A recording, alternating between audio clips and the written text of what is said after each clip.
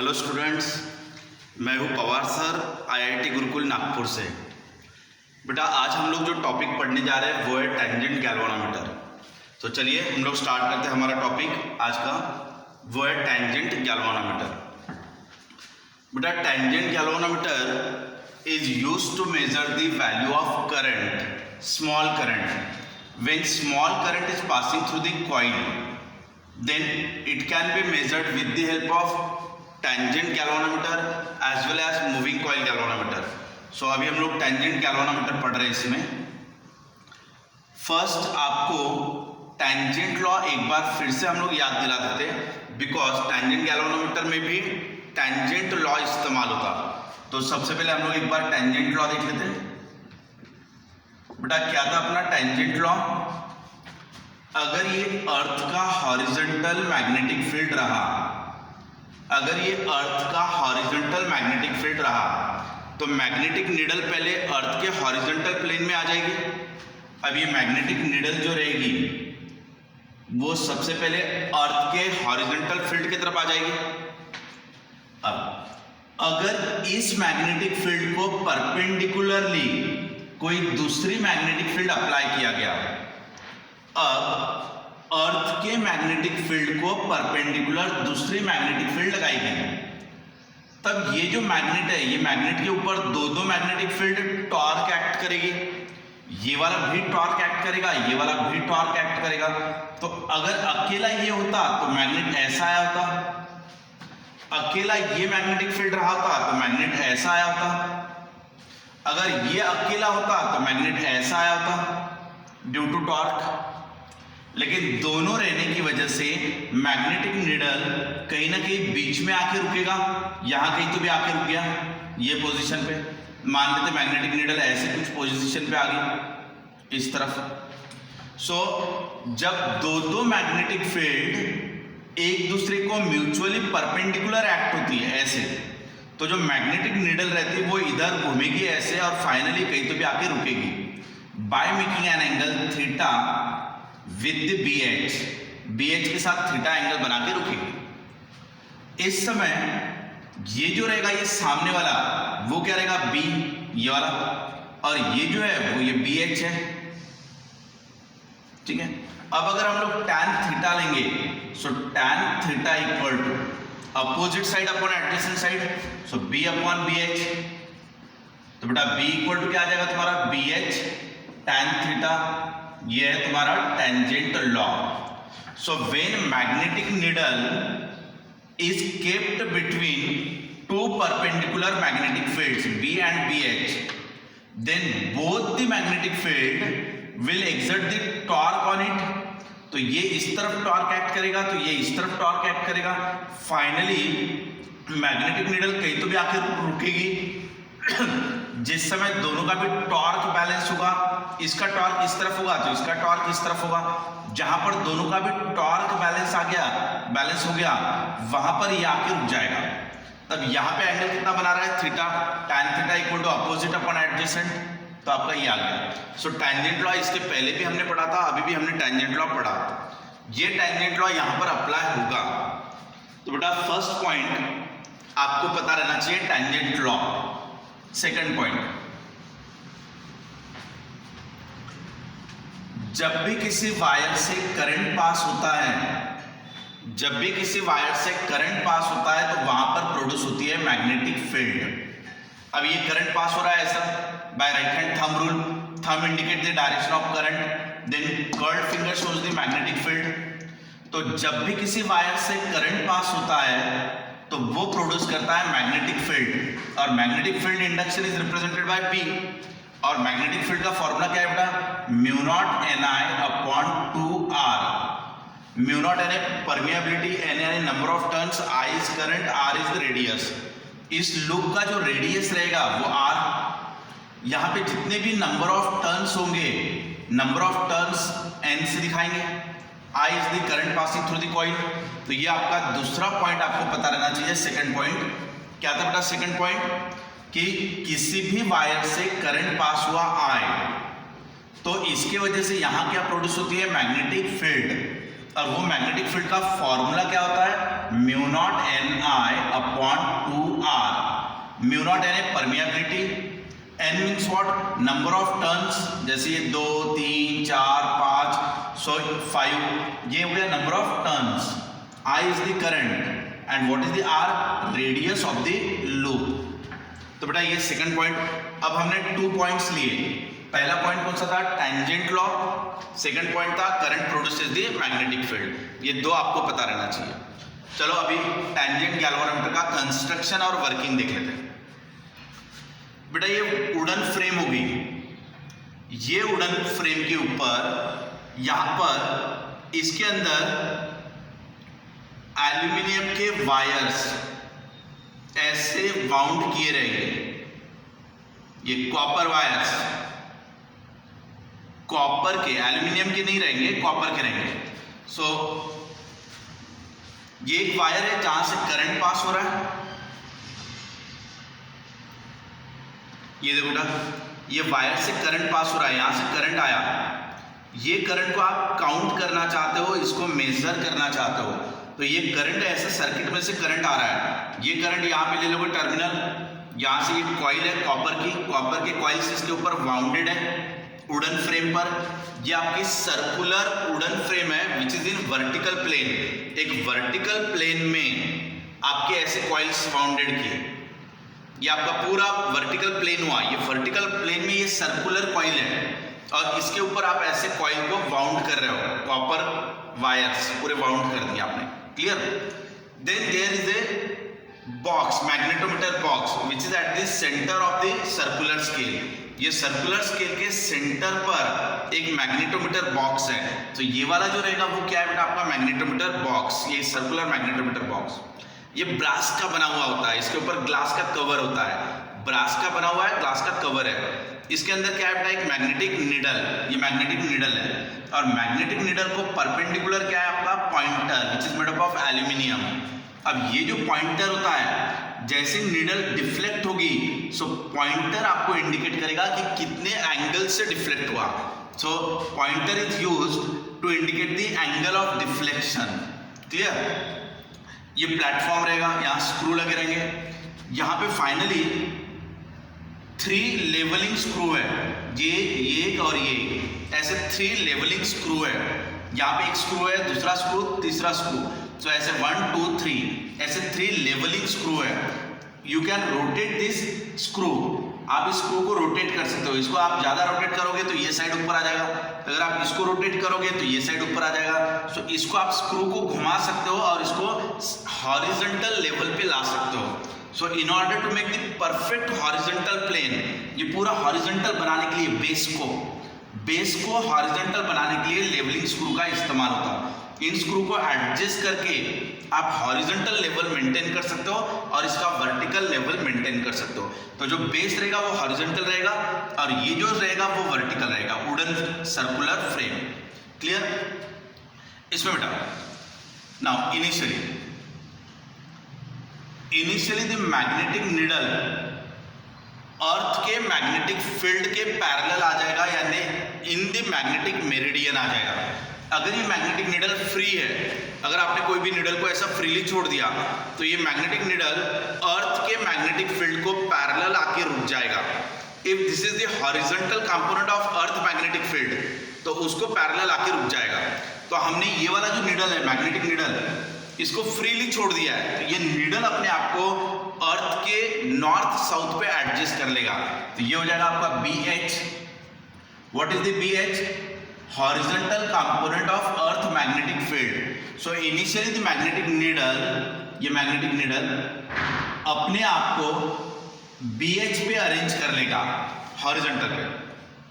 उसके बाद बेटा ये नीडल जहां पर आके रुकेगा, नीडल ऐसा आ गया मान लो, तो आपका फ्रेम भी ऐसा ही आना चाहिए, वर्टिकल फ्रेम। अगर आपका वर्टिकल फ्रेम ऐसा है, अगर आपका वर्टिकल फ्रेम मान लो ये बेटा आपका मैग्नेटिक नीडल है, अगर आपकी वर्टिकल फ्रेम ऐसे ना होते हुए, अगर आपकी वर्टिकल फ्रेम ऐसे है, तो आप लोग क्या करना, इस वर्टिकल फ्रेम को आप रोटेट करते हुए उसको इसी के प्लेन में लेके आ जाना। अगर ये इनिशियली मैग्नेटिक नीडल आपके ऐसी है और आपका प्लेन ऑफ कॉइल आपकी ऐसी है, तो इस सर्कुलर कॉइल को आप इसको रोटेट करते हुए ऐसे लेके आ रहा, यानी अभी क्या हुआ बेटा, मैग्नेटिक नीडल जहां पर है उसी के प्लेन में आपकी सर्कुलर कॉइल है। क्लियर? ऐसा हो गया ये बराबर। उसके बाद अब आप क्या करो, करंट को स्टार्ट करो। तो जैसे ही करंट स्टार्ट होगा, यहां से करंट स्टार्ट होगा, अब ये वायर से करंट स्टार्ट हो गया, तो जैसे ही करंट स्टार्ट हो गया तो current produces the magnetic field which is perpendicular to its plane, इसके प्लेन को परपेंडिकुलर रहेगा। अब ये कॉइल में से करंट पास हुआ, अगर इसमें से करंट पास हुआ तो ये मैग्नेटिक फील्ड प्रोड्यूस करेगा यहां पर। अब ये करंट यहां पे मैग्नेटिक फील्ड प्रोड्यूस करेगा विच इज परपेंडिकुलरली इनवर्ड, यानी ये इसको परपेंडिकुलर आ जाएगा। So this is the B produce due to coil. अब बेटा ये मैग्नेटिक नीडल जो है, ये वाला मैग्नेटिक नीडल अभी दो मैग्नेटिक फील्ड में है। पहला वाला कौन सा, अर्थ का मैग्नेटिक फील्ड, वहां पर एक्ट हो रहा है। सेकंड कौन सा, कॉइल में से करंट पास हुआ तो current produces the magnetic field which is perpendicular to its plane. तो बेटा यहां पर दो मैग्नेटिक फील्ड है, एक तो अर्थ की मैग्नेटिक फील्ड, दूसरा सर्कुलर वायर में से जो करंट पास हो रहा उसकी मैग्नेटिक फील्ड। तो ये दो मैग्नेटिक फील्ड होगी। Now you can apply the tangent law. अब ये भी मैग्नेटिक फील्ड है, ये भी मैग्नेटिक फील्ड है, दोनों मैग्नेटिक फील्ड की वजह से आपका मैग्नेटिक नीडल ऐसा कुछ डिफ्लेक्ट हो जाएगा। अब आपका मैग्नेटिक नीडल ऐसा कुछ डिफ्लेक्ट हो गया। क्लियर बेटा? Magnetic needle get deflected by an angle theta with the BH। अब ये वाला हो गया सामने वाला साइड। बेटा ये सामने वाला साइड कौन सा रहेगा, B ड्यू टू कॉइल, ये सेम रहेगा। और ये कौन सा है, BH, horizontal component of earth magnetic field. Now according to tangent law, tan theta equal to क्या आ जाएगा, B upon BH। So B upon BH, तो B इक्वल टू क्या हो गया बेटा, BH tan थीटा। अब ये B ड्यू टू कॉइल है। अब हम लोग इसमें वैल्यू पुटअप करेंगे। अब आप देखो, B due to circular coil, coil में से करंट पास हो रहा है, तो जो मैग्नेटिक फील्ड प्रोड्यूस होता है वो कितना होता है, म्यू नॉट Ni अपॉन 2R। सर्कुलर कॉइल में से करंट पास हुआ तो मैग्नेटिक फील्ड इतना प्रोड्यूस होता है। इसको आप यहां पे रख दो, तो यहां पे रखने के बाद क्या हो जाएगा, म्यू नॉट Ni अपॉन 2R equal to BH tan theta. यहां से बेटा करंट की वैल्यू निकाल लो। We want to measure the value of current, तो हम करंट गिनना चाह रहे हैं, तो आप करंट निकाल लो।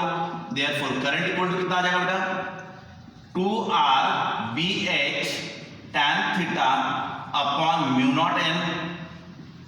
ये ऐसा क्या, तो आपका फाइनली फॉर्मूला क्या बना, तो फाइनली फॉर्मूला बना I equal to twice BH R upon mu not N into tan of theta. Clear? अब ये पूरा का पूरा जो है ये कांस्टेंट है। अर्थ की मैग्नेटिक फील्ड कांस्टेंट है, कॉइल की रेडियस, ये वाला रेडियस हो गया वो कांस्टेंट है। जैसे ये कॉइल का रेडियस R, या तो ये कॉइल का रेडियस R बता दो। सो रेडियस कांस्टेंट है, mu not constant, N means what, number of turns, ये भी कांस्टेंट है। सो ये सभी टर्म्स कांस्टेंट है, इसीलिए एक नया कांस्टेंट ले लो K। सभी कांस्टेंट का मिला के आंसर K आ गया, मान लो K इंटू tan थीटा। अब ये जो K है बेटा, ये K को कहते हैं रिडक्शन फैक्टर। क्या है ये K आपका, रिडक्शन फैक्टर। इसे रिडक्शन फैक्टर क्यों कहते हैं, because it help to reduce the deflection, value of deflection for the given current. ये K यानी क्या, रिडक्शन कांस्टेंट। तो ये रिडक्शन कांस्टेंट क्या करता है, डिफ्लेक्शन को रिड्यूस करता है फॉर द गिवन करंट। अब K की वैल्यू ले लेते हैं हम लोग। K is the reduction factor. अब K की वैल्यू जो है वो किसके ऊपर डिपेंड आ रही है, नंबर ऑफ टर्न्स और radius. So K is directly proportional to R, inversely proportional to N। यानी क्या हुआ, अगर आप रेडियस इंक्रीज करते हो तो K इंक्रीज होगा, अगर रेडियस डिक्रीज करोगे तो ये डिक्रीज होगा। नंबर ऑफ टर्न्स के साथ उसका इनवर्स रिलेशन रहेगा। अगर हमने I equal to K into tan theta, अब ये अपना फॉर्मूला है। अब देखो ना, k इक्वल टू क्या आ जाएगा, I divided by tan theta. If we will take theta equal to 45 degree, if we will take theta equal to 45 degree, then k will become I। अब ये I equal to k tan theta हुआ था, अगर theta 45 degree रखा जाए, so tan 45 is 1, tan 45 is 1, so tan 45 की value 1 रख दिया तो k equal to I आ गया। So reduction factor is defined as the current passing through the coil when deflection is 45 degree, यानी इसका 45 डिग्री से डिफ्लेक्शन होने के लिए जितना करंट पास करोगे उसको आप रिडक्शन कांस्टेंट कह सकते हो। Reduction constant is nothing but the current passing through the coil in order to produce the deflection of 45 degree. So 45 का डिफ्लेक्शन प्रोड्यूस करने के लिए जितना करंट आप पास करोगे उसे भी आप रिडक्शन कांस्टेंट कह सकते हो। अभी जो फॉर्मूले हमने पढ़े वो न्यूमेरिकल में यूज होंगे। अभी देखो ना, now current sensitivity, what is the current sensitivity. इसको करंट सेंसिटिविटी को आप ऐसे लिखाओगे, ऐसा है। अभी करंट सेंसिटिविटी क्या होता है, current sensitivity equal to the deflection divided by the current. अगर मान लो बेटा थोड़ा सा ही करंट पास किया, थोड़ा सा ही करंट पास किया और ज्यादा डिफ्लेक्शन मिला तो सेंसिटिविटी ज्यादा रहेगी। बेटा आप किसी को थोड़ा सा भी चिढ़ा दो, किसी को थोड़ा सा भी आप कुछ बोल दो, वो बहुत ज्यादा रिएक्ट करेगा, वो टेंशन ले लेगा, यानी वो क्या है, बहुत ज्यादा सेंसिटिव। और किसी आपके दोस्त को आप बहुत ज्यादा बोलते रहो, चिढ़ाते रहो, वो कुछ भी रिएक्शन नहीं देगा, दैट इज लेस सेंसिटिव। अगर मान लो आपने किसी को ऐसा टच किया, किसी को टच किया या किसी को टच किया, वो ज्यादा रिएक्ट करेगा, सो मोर सेंसिटिव। किसी को बहुत बोलने के बाद भी वो रिएक्ट नहीं कर रहा, that is a less sensitive. अगर हमने कॉइल में से थोड़ा सा भी करंट पास किया, ये नीडल आपका ज्यादा डिफ्लेक्ट हो गया, थोड़ा सा करंट पास किया ज्यादा डिफ्लेक्ट हो गया, तो सेंसिटिविटी क्या हुआ, ज्यादा। अगर हमने बहुत करंट पास किया और ये बहुत ही स्मॉल डिफ्लेक्ट हुआ, ये करंट हमने कर दिया, मान लो करंट है अपना 1 एम्पियर या 0.1 एम्पियर, थोड़ा सा ही करंट पास किया, डिफ्लेक्शन ज्यादा मिल गया, so it is a more sensitive. Current आप इंक्रीज कर रहे हो लेकिन डिफ्लेक्शन कम है, so that is a less sensitive. तो ये वाला होता है आपका करंट सेंसिटिविटी। करंट सेंसिटिविटी यानी क्या, कितना करंट पास करने पे कितना डिफ्लेक्ट हुआ उसका ratio. So current sensitivity is nothing but the deflection upon current. अब इसका आंसर निकालेंगे हम लोग। बेटा current passing through the tangent galvanometer I equal to K into tan theta. So differentiate with respect to theta, so ये क्या हो जाएगा, d d theta of I equal to d d theta of K into tan theta. अब ये क्या हो जाएगा तुम्हारा, taking derivative on both side, तो ये हुआ बेटा D I upon D theta equal to, constant को बाहर निकाल लो, टैन थीटा का डेरिवेटिव क्या था, सेक स्क्वायर थीटा, ये ऐसा। तो करंट सेंसिटिविटी इक्वल टू क्या रहता अपना, D theta upon D I, कितना डिफ्लेक्ट हुआ कितने करंट की वजह से, डिफ्लेक्शन अपॉन करंट। अब ये इसका क्या हो जाएगा, रेसिप्रोकल, तो ये क्या हो जाएगा 1/k sec square theta. So current sensitivity को आप ऐसा भी लिख सकते हो, 1/k सेक स्क्वायर थीटा में यानी क्या, cos square theta divided bye k। सो ये आपका करंट सेंसिटिविटी हुआ। सो करंट सेंसिटिविटी यानी क्या, कितना डिफ्लेक्ट हुआ कितने करंट की वजह से। अब आप k की वैल्यू पुट अप कर सकते हो। अब करंट सेंसिटिविटी इक्वल टू क्या है formula, 1/k sec square theta, ऐसा फॉर्मूला है। k की वैल्यू आप रिप्लेस कर सकते हो यहाँ पे आप चाहो तो, और k की वैल्यू रिप्लेस करके आप कुछ कंक्लूजन ले सकते हो। नाउ एक्यूरेसी, एक्यूरेसी को कैसे डिफाइन करोगे? So error produce in the measurement of current I, यानी जब आई करंट पास हो रहा है तो उसकी वजह से कितना एरर प्रोड्यूस हो रहा है उसका रेशियो यानी एक्यूरेसी। एक्यूरेसी यानी अगर 1 एम्पियर का करंट पास किया, 1 एम्पियर का करंट पास करेंगे, 0.1 का एरर आएगा मान लो। सो एरर कितना आ रहा है डिवाइडेड बाय वैल्यू यानी एक्यूरेसी। तो आपको डिवाइस एक्यूरेसी अगर निकालना रहा तो एरर अपॉन वैल्यू। अब बेटा आई की वैल्यू क्या आई थी हमारा K tan theta, I equal to क्या आया था तुम्हारा के टैन थीटा, और ये करंट सेंसिटिविटी क्या था तुम्हारा D theta upon D I, ये करंट सेंसिटिविटी। अब के आई की वैल्यू है के टैन थीटा, यहां से डी थीटा डी आई कितना आएगा, डी आई इक्वल टू, अगर इसको इधर ले जाओ इसको इधर ले जाओ तो K sec square theta into D theta, ये हो गया डी आई। अब एक्यूरेसी यानी क्या डी आई अपॉन आई, यानी अब ये दोनों का रेशियो कर दो तो डी आई अपॉन आई कितना आएगा, D I divided by I equal to कितना आना चाहिए बेटा K sec square theta into D theta divided by K tan theta. Clear? अब आप क्या करो,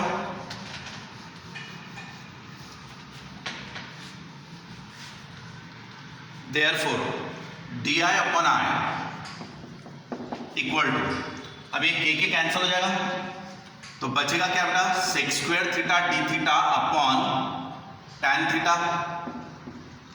अब सेक स्क्वायर को क्या ले सकते हैं 1 upon cos square theta, tan theta को क्या ले सकते हैं sine theta upon cos theta, और ये क्या हुआ आपका D theta, cos theta cancel, multiply and divide by 2, so 2 into D theta equal to 2 sine theta cos theta.